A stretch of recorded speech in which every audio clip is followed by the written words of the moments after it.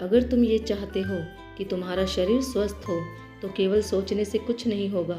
तुम्हें रोज व्यायाम करना होगा, सही भोजन करना होगा, आलस्य छोड़ना होगा। यही अनुशासन है।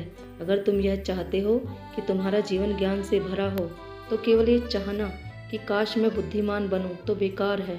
तुम्हें किताबें पढ़नी होंगी, ध्यान करना होगा, अपने भीतर प्रश्नों को गहराई से देखना होगा। यही अनुशासन है। याद रखना, चाहत बीज है और अनुशासन उसका पानी। बीज कितना भी महान क्यों ना हो, अगर उसे पानी न मिले तो वह सूख जाएगा। ठीक वैसे ही तुम्हारी चाहतें बिना अनुशासन के मर जाती हैं।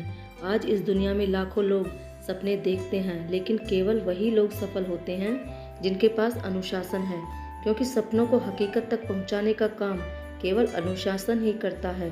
और अनुशासन कोई कैद नहीं है, अनुशासन तो आज़ादी है। आज़ादी इस बात की कि तुम अपने ही आलस्य, अपने ही कमजोरी, अपने ही डर से मुक्त हो जाओ।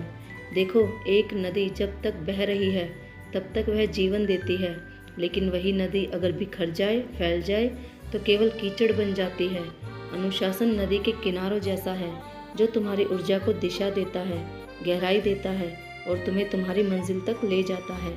इसलिए अगर तुम सच में वही बनना चाहते हो जो तुम चाहते हो तो केवल चाहने से कुछ नहीं होगा। तुम्हें अपने जीवन में अनुशासन की आग जलानी होगी। हर दिन, हर क्षण अपने लक्ष्य के लिए समर्पित होना होगा। और जब चाहत और अनुशासन मिलते हैं तो चमत्कार होता है। तब मनुष्य वही बनता है जो वह चाहता है।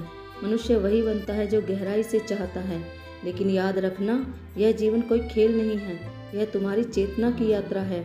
अगर तुम अपने भीतर नीच विचार रखोगे तो तुम जीवन को नरक बना लोगे, और अगर तुम अपने भीतर ऊंचे विचार, गहरी चाहत और अनुशासन रखोगे तो यही जीवन तुम्हें स्वर्ग बना देगा। सवाल यह नहीं कि दुनिया तुम्हारे खिलाफ है या साथ में है, सवाल यह है कि तुम अपने साथ हो या नहीं।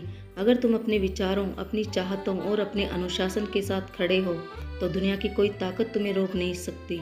याद रखना, भाग्य बाहर से नहीं आता, भाग्य तुम्हारे भीतर से जन्म लेता है। जैसा तुम सोचते हो, जैसा तुम चाहते हो, जैसा तुम जीते हो, वही तुम्हारा भविष्य बनता है।